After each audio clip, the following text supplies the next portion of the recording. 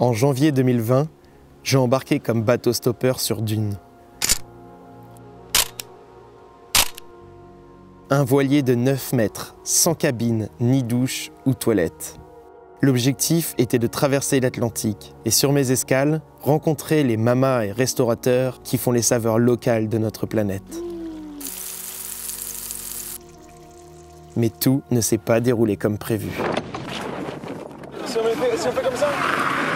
Sans téléphone ni internet, mon voyage m'a emmené sur les terres d'Afrique du Nord.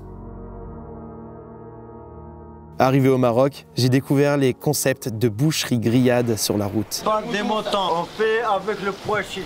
On a à peu près tout goûté. À Marrakech, Amina m'a livré des recettes qu'elle cuisine dans les rues du souk. Un poulet mijoté aux épices et des boulettes de sardines. J'ai ensuite traversé le Sahara occidental en autostop jusqu'à la frontière mauritanienne. Sur le chemin, j'ai embarqué dans un train de minerai pour un voyage très spécial à travers le désert. Hawa m'a accueilli dans son restaurant qu'elle tient depuis 40 ans.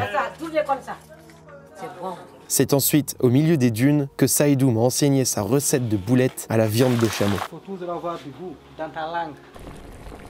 Un oasis et quelques coups de stop plus tard, j'ai posé les pieds sur le sol sénégalais. Et c'est particulièrement au sud du fleuve Gambie, en Casamance, que j'ai pêché du poisson sur une île perdue. Pour terminer ce périple à l'extrême sud-est du pays, j'ai été invité dans un village sans eau courante ni électricité. Proche de la frontière malienne et guinéenne, Kandia et Soumaya m'ont appris à faire un poulet yassa émafé avec des arachides cultivés sur place. Ouvrez grand la bouche, je vous emmène avec moi sur la route des saveurs en Afrique.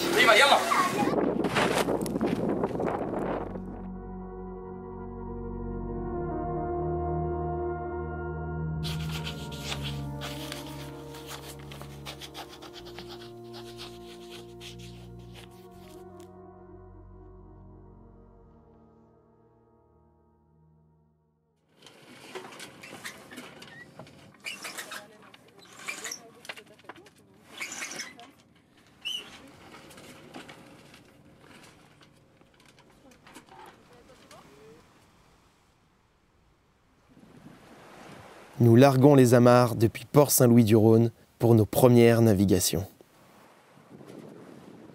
On va faire quelques courses, on a pris les gros sacs à dos. L'idée c'est d'avoir une semaine de nourriture, remplir la cuve d'eau et puis après on sera bon.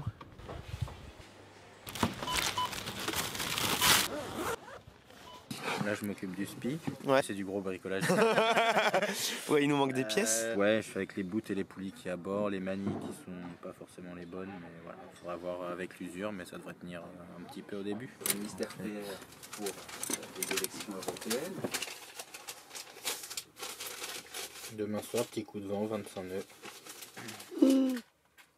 Parce que demain soir, on sera en plein dedans. On sera en plein dedans. De toute façon, quand faut y aller, hein.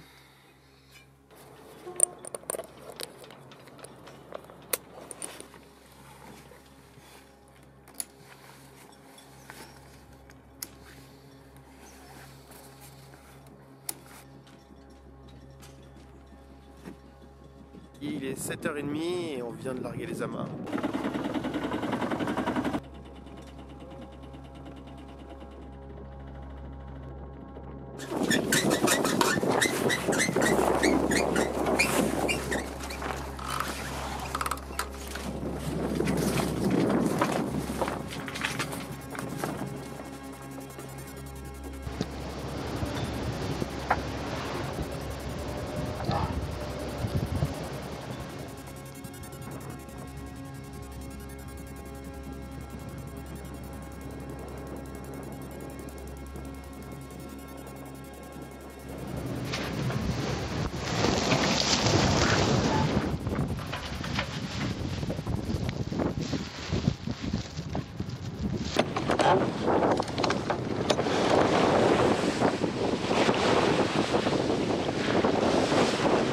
Par contre là avec le vent qu'il y a, il faut bien laisser la petite goupille pour que tous les chariots et les petits réas restent dans le mât.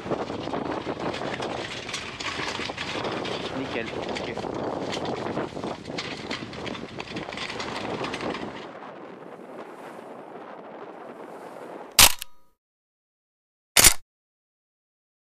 Il est 18h30 et la luminosité vient de tomber. Donc on est en train de passer le Cap Creux là. On va se relayer à la barre, chacun notre tour. Et visibilité moyenne ce soir, il y a quand même une demi-lune. Donc ça devrait nous aider quand même à voir un petit peu ce qui se passe. C'est parti pour une belle nuit à la barre.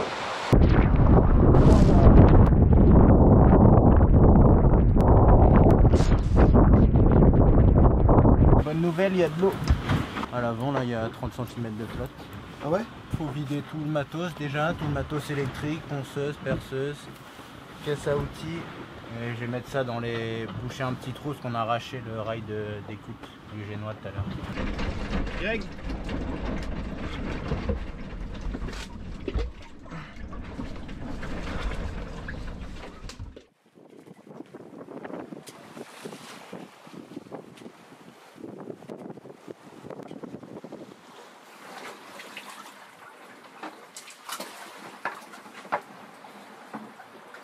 On a fait ça? Ouais. Ah ouais?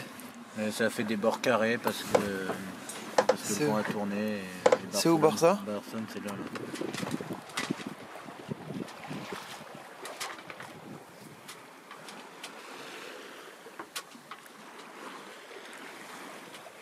Señores y señoras, estamos llegando en la ciudad de Barcelona, justo aquí. La temperatura exterior está de 15 grados y el cielo muy bonito.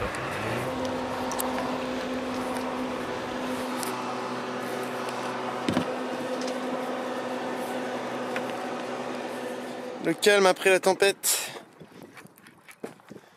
Ah bah il y a de l'eau dans le sac aussi hein. À peine arrivé, la tempête Gloria s'abat sur Barcelone. Il y a des rafales de 70 nœuds, ça fait plus de 130 km/h. Les parcs et les restaurants sont fermés, les rues sont désertes et elles accompagnent cette triste nouvelle. Le projet Dune s'arrête ici.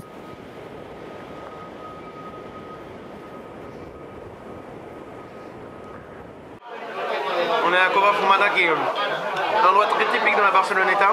On est en train de manger des tapas ici, il faut se battre pour avoir une table. Donc on a réussi à avoir un petit bout de bar, et c'est à l'espagnol.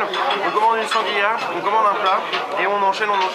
Artichauts braisés, encornés grillés, tripes, couteaux, croquetas. On se régale à l'espagnol.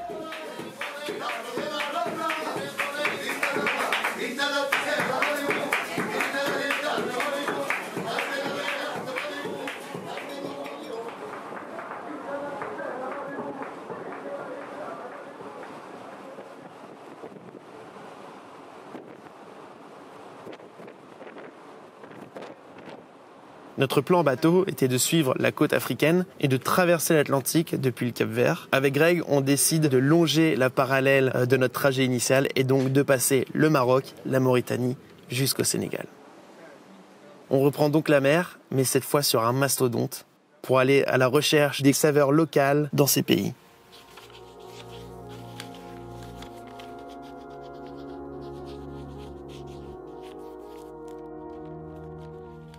Et on est en train d'arriver sur le détroit de Gibraltar et on a déjà trouvé une voiture donc pour nous amener en stop en direction de Fès. Ah, je t'ai dit, le mien était plus lourd que le tien. On va bien commencer la route. Il y a 4 heures pour aller jusqu'à Fès. Et donc, Kamal, il a trouvé une bonne adresse chez un pote à lui et on va manger de la viande braisée. Il choisit ça comme chez le boucher et c'est en train de griller au-dessus du charbon de bois, donc on commence bien à arriver. Pour ce premier repas carnassier, on découvre le méchoui cuit à l'étouffée, le poulet aux épices et la cervelle de mouton.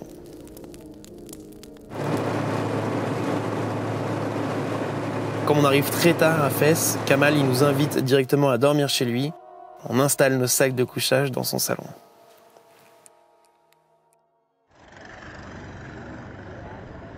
Avec mes origines marocaines, c'est pas forcément le tagine ou le couscous que je viens chercher, mais plutôt cette cuisine qu'on retrouve dans les petits restaurants avec une table en inox et des chaises en plastique que j'ai envie de découvrir ici. C'est tout de la France. À côté de Paris. Où à côté de la banlieue? Où? Massy, à côté de Massy. Ouais. Massy-Palaiseau. Massy-Palaiseau. Hey. Hey, tu connais? Eh ben, on va manger ou pas? Ok. C'est qui paye? C'est vous? Ça, c'est les aubergines. Le bdengel. En arabe. Bdengel. Les aubergines farcies. C'est mis dans le four. Après, c'est sorti. Elle l'a épluché, elle les a écrasées. Elle a rajouté les épices marocaines. Tout bon.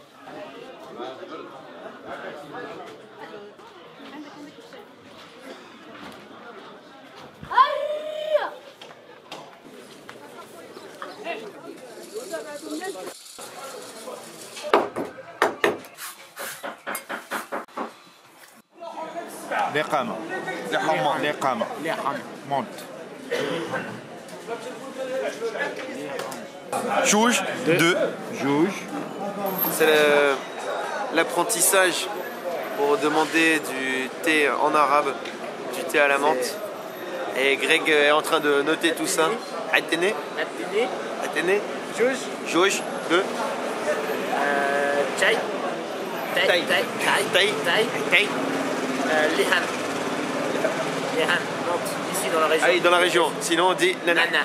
Mais ça c'est Casa, Rabat, Tanger. Tanger, voilà. Et après tu dis min fadlik roya. Ça de l'écroya. En se promenant dans le souk, on a pu déguster une recette de sardines frites. Et donc on décide de revenir un petit peu plus tard pour aller la filmer.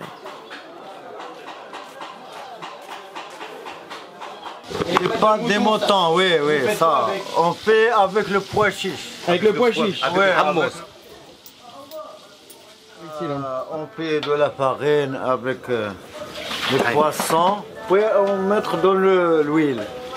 Et c'est quoi la recette là sur le poisson? C'est les épices. Ah, du safran. Safran, le camon. Safran, cumin.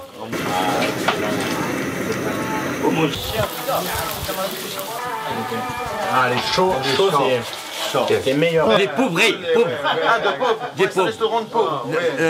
ils mangent le personne ici, Ouais.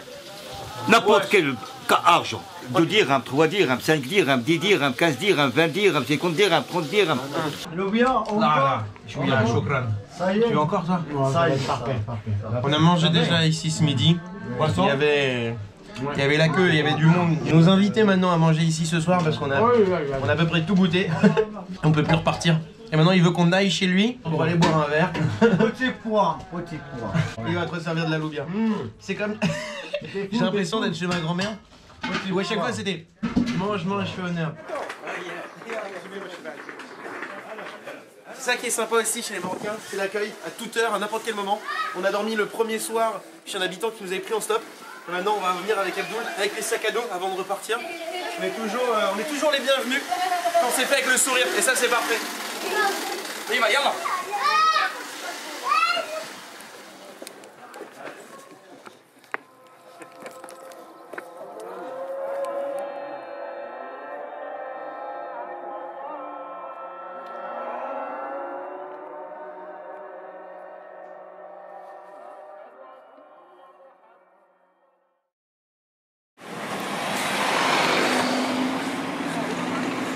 On est arrivé à Airfoot ce matin, il était 6h du mat. Mais maintenant on est à 20 km de Rissani, là où il y a un autre quartier traditionnel où on a envie de se promener également. Donc on va marcher sur cette longue route au milieu du désert. Et peut-être qu'on fera un coup de stop, parce qu'il y a quelques camions de fret.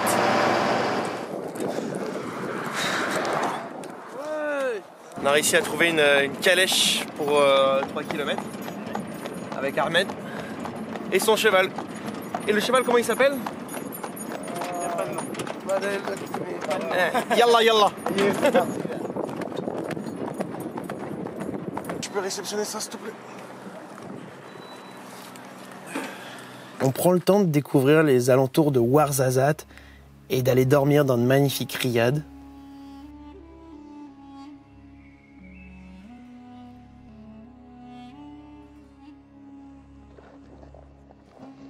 Pour des raisons familiales, Grégoire doit ensuite rentrer. Je me retrouve donc seul. Et les dernières recettes me donnent envie de continuer et d'aller à la découverte des pays qui se trouvent plus au sud. Prochaine étape, Marrakech.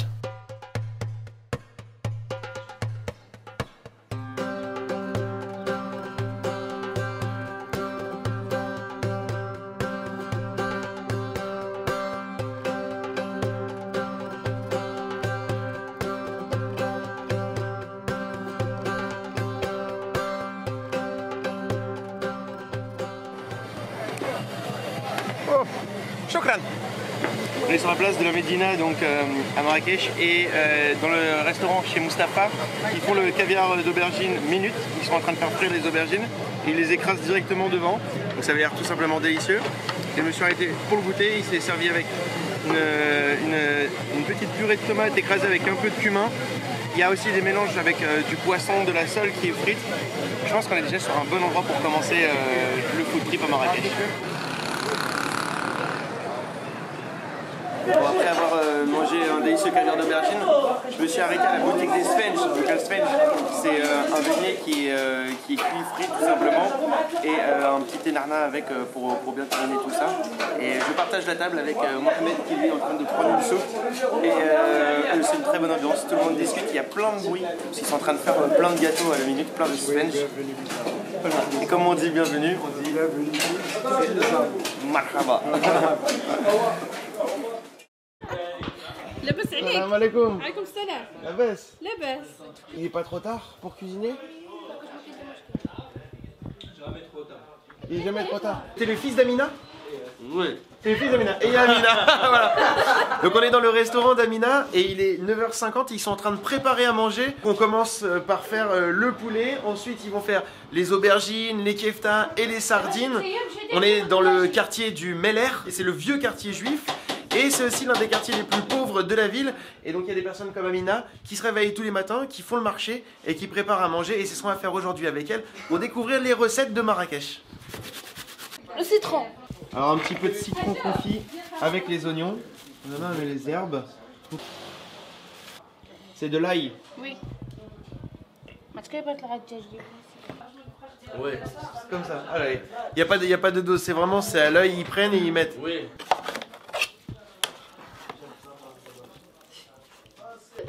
J'ai déjà pris mon petit déj ce matin, mais elle veut que je goûte quand même sa soupe. Mais j'ai plus faim, mais je vais quand même la goûter pour lui faire honneur. Je vais prendre un petit peu. Amina elle dit que j'ai encore de la marge, je peux encore manger.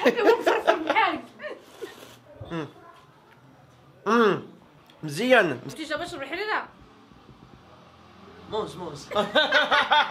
Je goûte à la bissara, cette soupe qu'Amina me propose. Donc c'est une soupe de pois cassés. Les Marocains, eux, la mangent traditionnellement le matin avec un pain rond. En arabe, ça se prononce rops. C'est de lentilles. Paprika. Paprika. كمين. Du cumin. 2 cuillères. سميت الملحة. 2 cuillères de sel. Et de l'huile. Un peu d'huile. Hein. Un peu d'huile. Encore de la coriandre moulue. Et fulful, c'est pas en arabe? السودانية. Soudanien. Et fulful, c'est quoi? فلفل سودانية. Donc là, c'est le petit piment qu'elle a rajouté dedans. تومة. إن فص. De l'ail. de l'arrêt.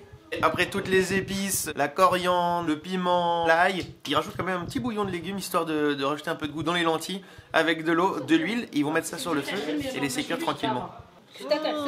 Sardines, c'est les keftas de sardines, ok. Comme ça, je mets là et je fais ça. C'est trop grand là. C'est grand. Un peu moins.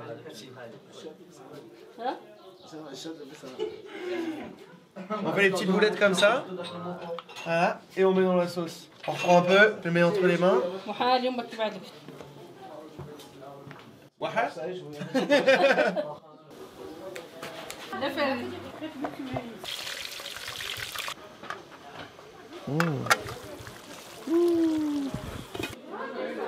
Et là, avec les mains. Wow. Shukran. Les boulettes de sardines. Excellent.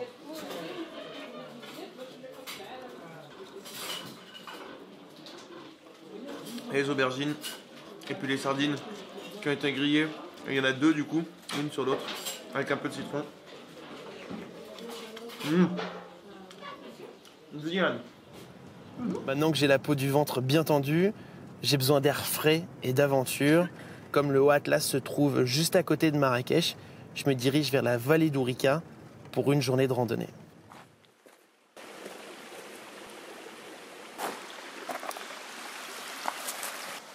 Je me suis retrouvé face à face avec plein de petits singes. Donc j'ai dû escalader pour essayer de les éviter, sans trop aller perturber leur habitat. Belle rencontre.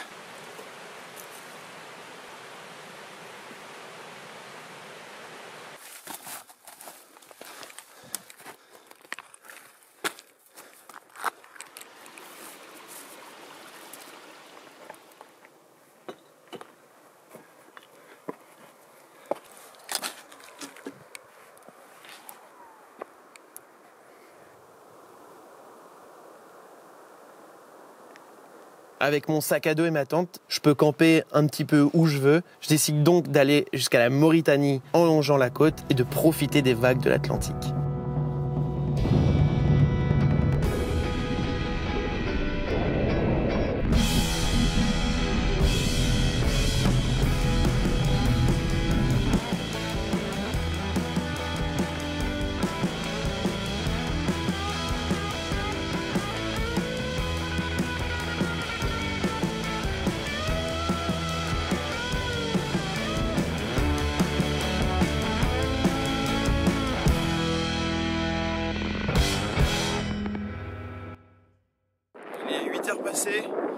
Et là donc je me dirige vers la route pour parcourir les 400 km restants vers la frontière mauritanienne.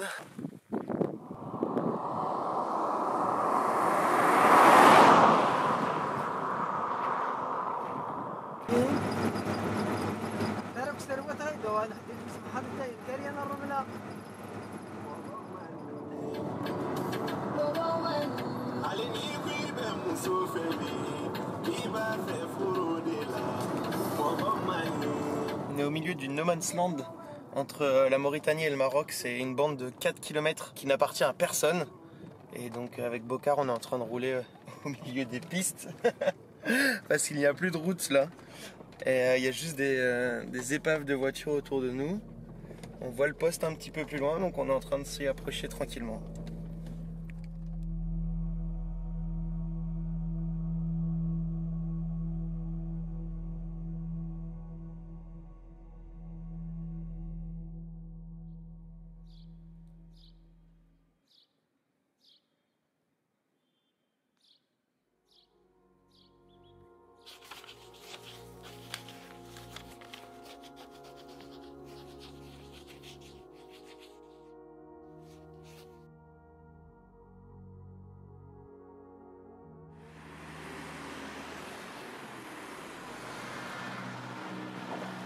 Je suis en train de marcher sur les rails du train, donc il devrait passer normalement d'ici 1 heure ou deux.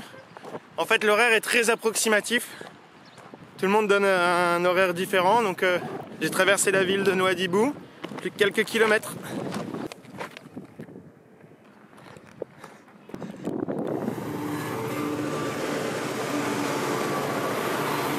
Là c'est le train qui est en train d'arriver sur Nouadhibou, donc il va décharger le fer et normalement il va repasser ensuite dans l'autre sens. C'est dans ces cuves que je vais passer la nuit pour 12 heures de voyage jusqu'à l'intérieur du pays. Je vais traverser le désert jusqu'à Choum, donc je crois que je suis à l'heure, je n'ai pas encore loupé. Alors ce chemin de fer a ouvert en 1963 et c'est le seul de la République islamique de Mauritanie. Avec ses 3 km, c'est le plus long et le plus lourd train au monde qui circule dessus. Il est destiné à l'exploitation minière et chaque année, c'est plus de 16 millions de tonnes de fer qui transitent via ces rails.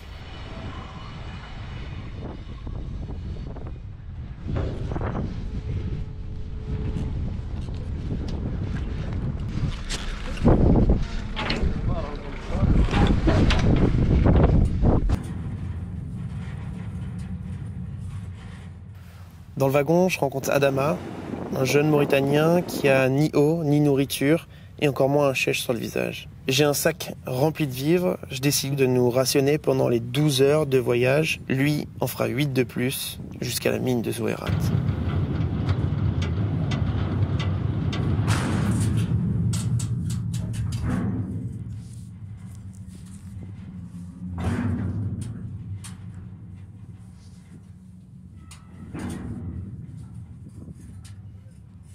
Je descends du train vers 5 heures du matin pour une nuit et un repos bien mérité.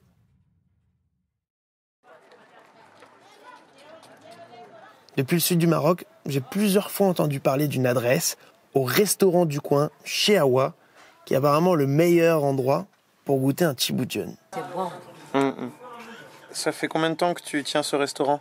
Moi, bientôt 40 ans. Hein. Depuis avant l'événement, moi, je suis ici. Le restaurant? Oui. Depuis 40 ans? Oui.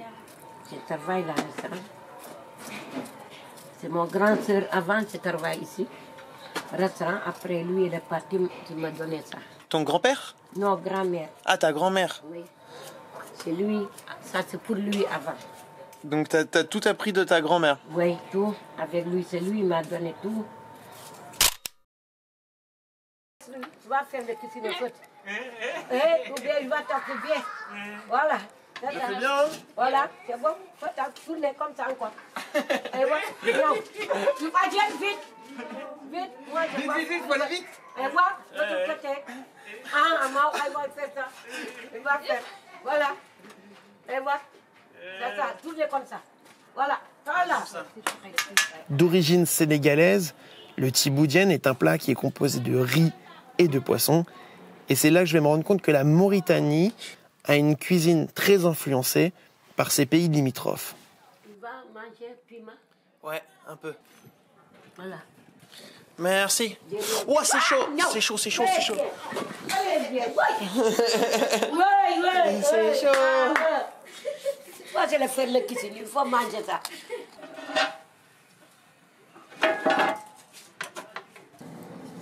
Une petite feuille de chou. De la patate douce aussi. Et un petit piment. Je sais pas du tout à quoi m'attendre. On va goûter. Waouh. Le piment, il est fort, hein. Il a beaucoup de goût en tout cas. C'est très bon. Mais le piment, il envoie, hein. Le piment est...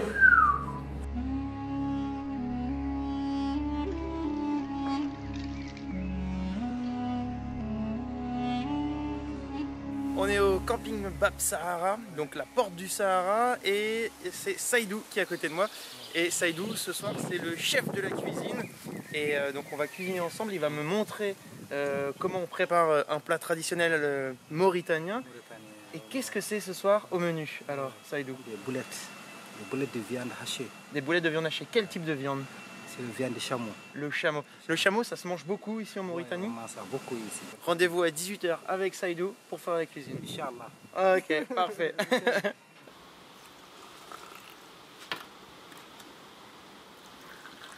C'est ça notre pastis. Ça donne la force quoi, le thé. Donc toute session de cuisine commence donc par un bon verre de thé. Thé mauritanien. Thé mauritanien. La soupe. Soupe de courge. Soupe de courge. Avec des carottes. J'ai mis un peu d'huile. Donc j'ai mis un peu d'oignon avec de l'ail. Ouais. Donc je laisse les oignons. Si c'est un peu grillé, tu ajoutes les légumes. Ok. Et tu ajoutes le lot. En même temps, tu mets du gingembre. Du gingembre moulu. Gingembre, oui. En même temps, il y a du coriandre. Ok. Et un peu de bouillon. Du bouillon. Donc, ok. Ça va aller quoi. Je suis le meilleur friteur à Mauritanie. L'oignon, il y a l'ail qui arrive. Ça c'est pour les boulettes? Non, ça c'est pour la sauce de légumes. Ah, c'est pour la sauce des légumes. Ok, ça rentre là-dedans. Il y a quoi dedans alors? Il y a des betteraves. Ouais. Il y a des poivrons et des carottes. Et tu mets avec l'oignon et l'ail. L'oignon avec l'ail. Il y a encore une moulue.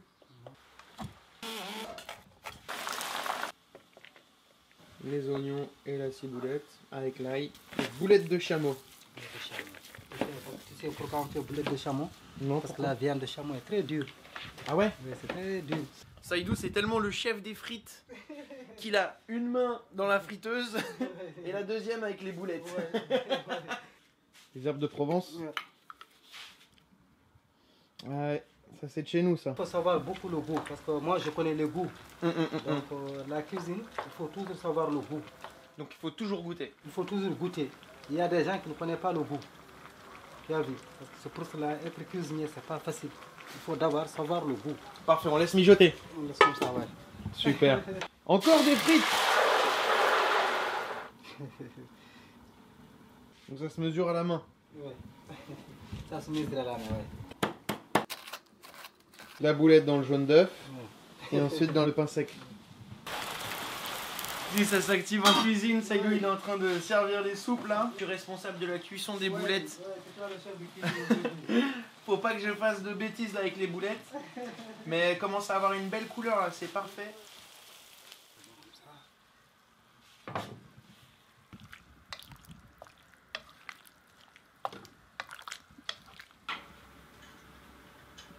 Bonne soupe chaude. C'est réussi hein. Oui, c'est réussi. Bravo. Après avoir bien mangé, comme je me trouvais dans la région de l'Adrar, je me suis quand même dit qu'il fallait visiter ces alentours. Et je suis maintenant à Tergit, où il y a une magnifique oasis. Il y a un flanc avec une arête qui est un peu cassée. Je vais essayer de passer par là.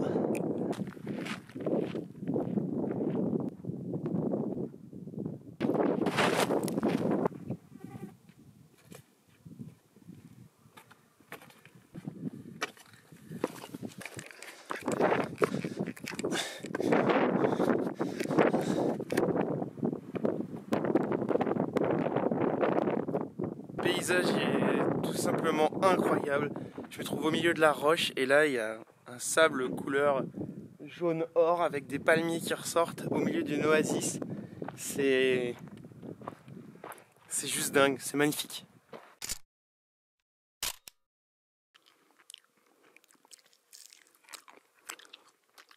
Fraîchement cueilli, une date au milieu de l'oasis. Et c'est donc dans ce petit coin, gentiment vaseux, que naît la source de l'oasis de Tergit. On vient de me prendre un stop sur la route en direction de Nouakchott. Et les deux messieurs qui sont en train de conduire, ils écoutent du banja, une musique traditionnelle qui est faite pour la danse. Ici on vient pour danser, pour chanter, c'est ce qui se dit dans les paroles.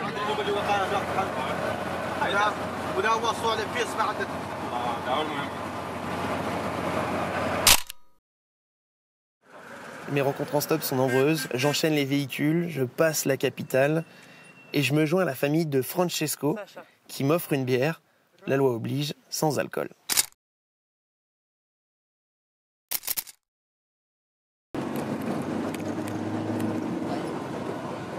Ma perché ti sei fermato lì davanti?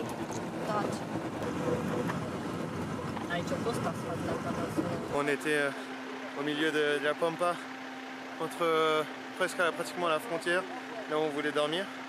Et le camion maintenant il s'est bloqué, le camping-car il s'est bloqué. Donc on est en train d'essayer de le sortir, il y a des gens qui nous aident, petite équipe. Or ça fonctionne.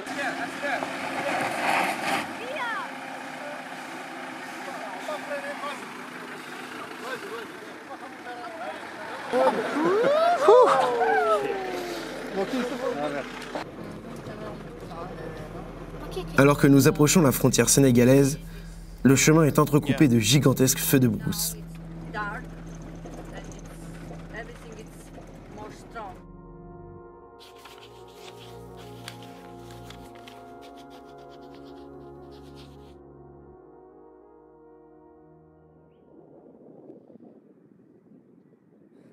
Après une courte nuit et plusieurs ensablements, j'ai quitté la famille de Francesco. Et là je suis en train de marcher au-dessus du fleuve Sénégal pour arriver donc sur le territoire sénégalais. Nouvelle aventure qui commence, nouvel épisode, nouveau chapitre. Le fleuve Sénégal marque l'entrée du pays et avec lui la végétation reprend le dessus. et je décide de loger dans un cadre totalement idyllique au milieu du parc naturel de la Langue de Barbarie.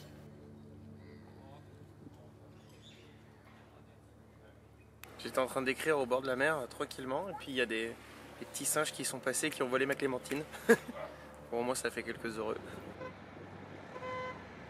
Je prends le temps d'explorer Saint-Louis, une ancienne colonie chargée d'histoire, et je déambule dans ces ruelles ensoleillées.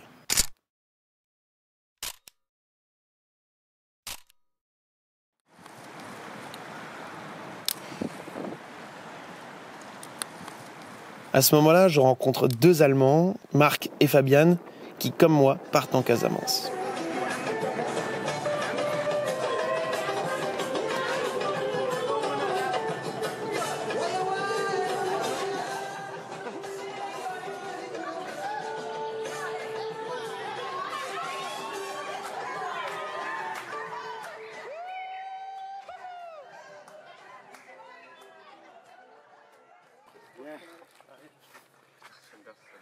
Bonjour, ça c'est notre ami. On est au sud de Kafountine et on a réussi à négocier un bateau avec des pêcheurs. C'est les mangroves qui commencent juste ici après une petite promenade dans le sable.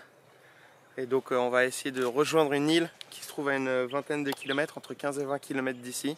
Donc à la rame. Voilà, tout ça avec 50 litres d'eau sur le dos.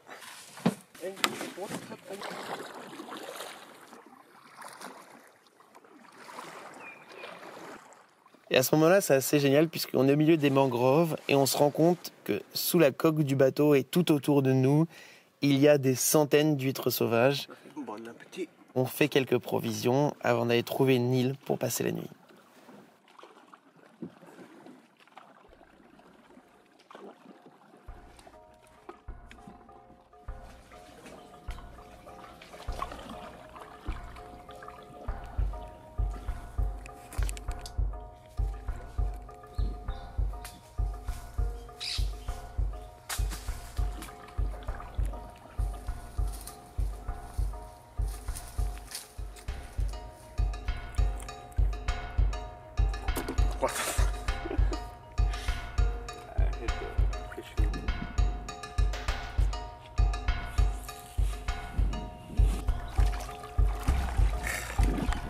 Is it good, catfish? Yeah, it's very nice. It's very tasty.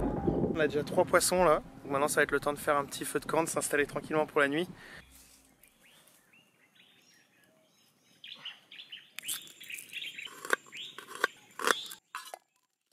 On a du riz, des épices, un peu d'ail et des oignons séchés. Donc on va préparer à manger avec la pêche du jour.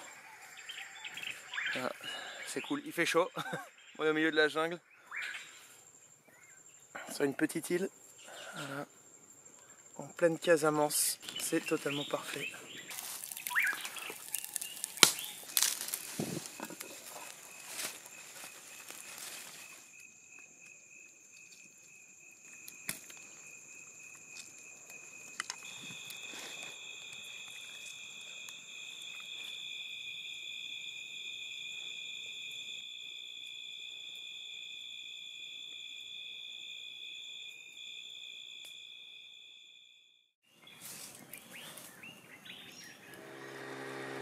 On était en train de ramer, mais Benoît et son équipage nous ont trouvés au milieu du fleuve et ils ont voulu nous aider parce qu'apparemment il y avait beaucoup trop de kilomètres. Donc on vient de faire la moitié du chemin en 5 minutes. L'expédition terminée avec Marc et Fabian en Casamance, je reprends la route, seul avec mon sac à dos. J'ai quitté le paradis de la Casamance pour en rejoindre un autre, un petit peu plus au sud-est du pays. Et ce matin, je pars pas en stop, je suis dans la gare routière de Kolda où je vais prendre un 7 places. C'est ces véhicules qui se trouvent juste derrière moi pour parcourir des centaines de kilomètres. Le trajet s'annonce un peu dur.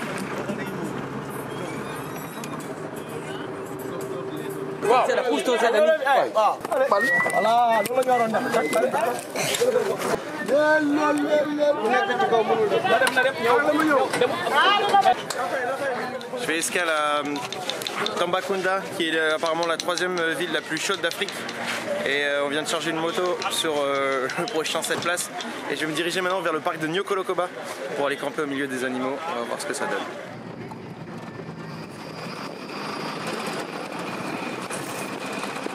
Réserve de chasse en 1926, devenu parc naturel en 1954, le Nyokolokoba s'étend sur plus de 900 000 hectares. Autant dire que c'est impossible de se promener à pied, on est obligé de louer un 4x4 type safari. C'est pas forcément ce que je préfère, mais j'avais pas le choix. On a donc parcouru la moitié du parc pour venir jusqu'au campement du lion et cette première journée a été extrêmement fructueuse. On a pu observer de nombreux animaux sauvages. Demain matin, je continuerai ma randonnée en direction du sud-est du pays.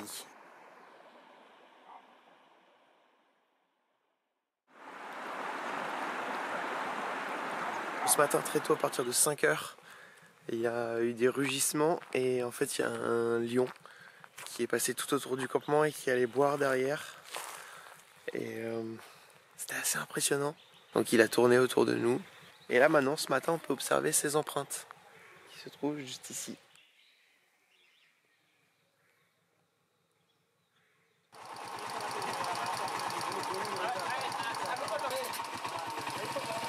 Je suis dans la ville de Kédougou où la température fait que de grimper et j'ai trouvé un petit garage où ils sont en train de réparer des motos et c'est l'un des seuls moyens pour se rendre dans le village de Malinda. J'ai réussi à négocier un 2 roues et on va prendre la route avec le grand sac à dos là qui se trouve juste derrière. Je sais pas comment ça va se passer. Ouais, j'espère qu'on va arriver sans crevaison et en bonne santé. On vient de faire les derniers réglages et ça y est, on part avec Gilles en direction du village de Malinda qui se trouve à une vingtaine de kilomètres. Cerné par le pays Bassari et le pays Bédik, le pays Dialonké se situe à l'extrême sud-est du Sénégal. Ses habitants sont venus s'installer au XVIIe siècle, après avoir été chassés par d'autres ethnies de la Guinée. Pendant quelques jours, je vais vivre sans eau courante ni électricité.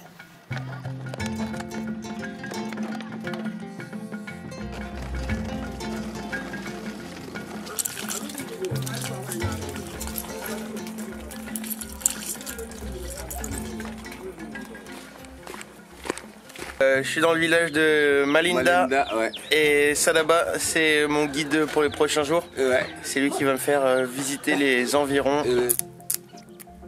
Voilà, un petit stick en bois pour se brosser les dents. Et quand on frotte, ça fait des petits poils.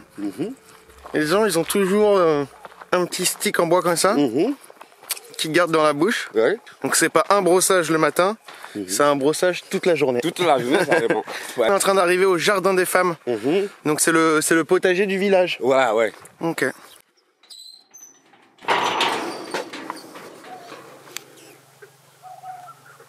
Donc là, les petites fleurs rouges qu'on voit, ouais. C'est le bissap qu'on récupère les feuilles, ouais, qu'on les fait bouillir. Voilà. Ça donne ce fameux jus que ouais, tout le monde boit ici. Tu as vu le gombo? Ah, le gombo, il est beau là. Ouais. Ouais, ouais. Il va me dire. Il va me dire. Soumaya et Kandia, c'est elle qui s'occupe de faire à manger aujourd'hui et tous les 2 jours ça change. Parce qu'il y a 6 femmes donc dans le village de Malinda. Ici c'est la famille Nyarasso, donc ils vivent tous ensemble. Et tous les 2 jours, c'est d'autres femmes qui font la cuisine. Et donc nous on est en train de préparer avec Kandia un poulet yassa.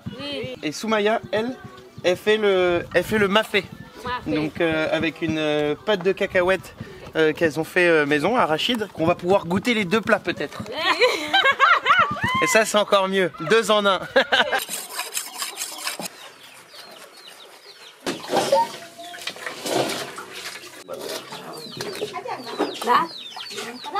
Ah ouais?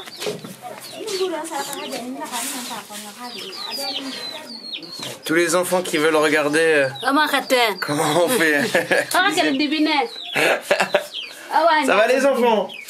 Gengego.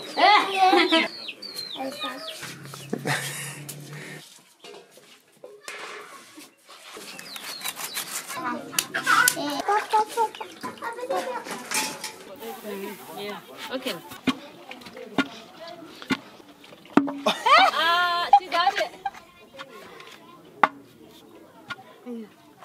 Comme ça? Oui, comme ça. Plus fort alors. Wow.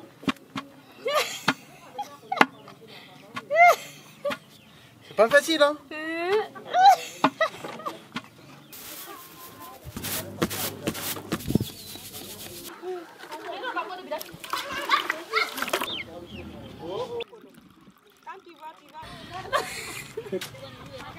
Là, elles mettent un bout de ficelle entre la passoire et la fonte pour pouvoir faire comme un joint, garder toute la vapeur qui va pouvoir cuire le fognon. Un peu de vinaigre sur le poulet.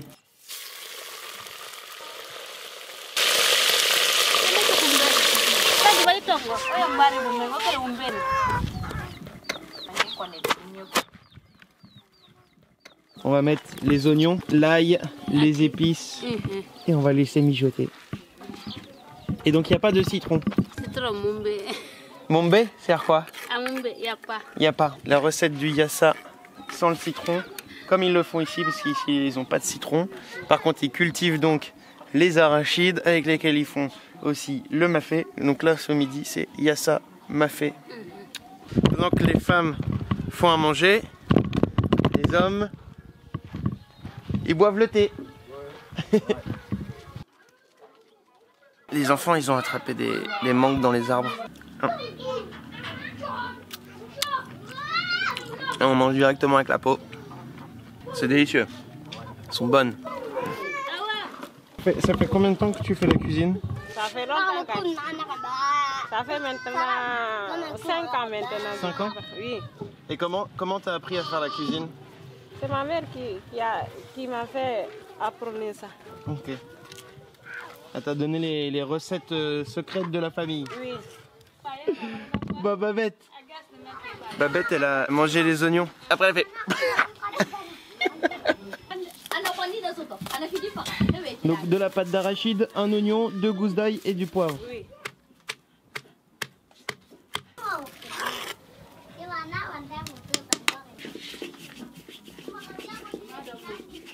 C'est le mafé traditionnel. Oui. Comme ta maman elle t'a appris à faire. Oui. Mais c'est des feuilles, c'est des herbes? Oui, c'est des feuilles. C'est le feuille de baobab. Tu fais sécher, on fait une épice, une poudre.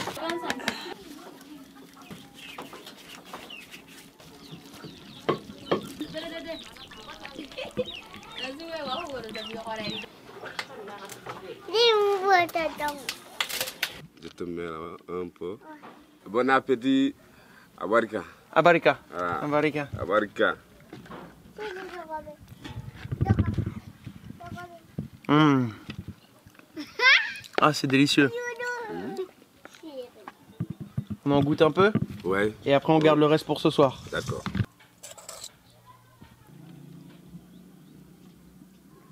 Ouais, ça donne envie. Hein. Donc ça, c'est aromatisé avec la feuille de bissap. Ça donne le goût un peu comme le matcha. Ah yeah, c'est ça. Maintenant qu'on a bien mangé, on en profite avec Sadaba pour aller découvrir une cascade et se rafraîchir. Ah ouais. Parce que ça y est, tu as déjà les gouttes de sueur. Là, qui ouais, ça commence à... Ouais.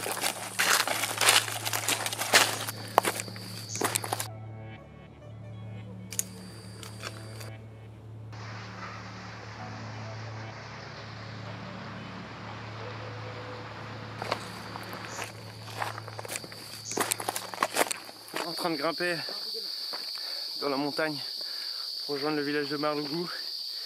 Et il y a un nombre de cigales. J'ai l'impression d'avoir le bourdonnement directement dans la tête.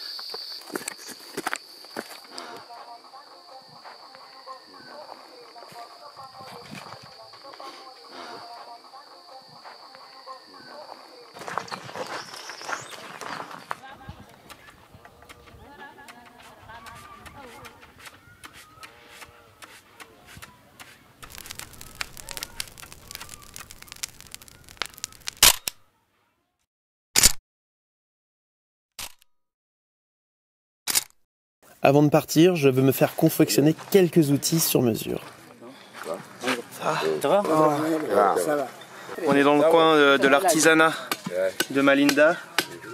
Et je vois si je peux commander un pilon donc pour piler sur mesure d'une petite taille que je peux amener avec moi dans le sac à dos. Et ensuite on va aller voir si je peux avoir un couteau aussi.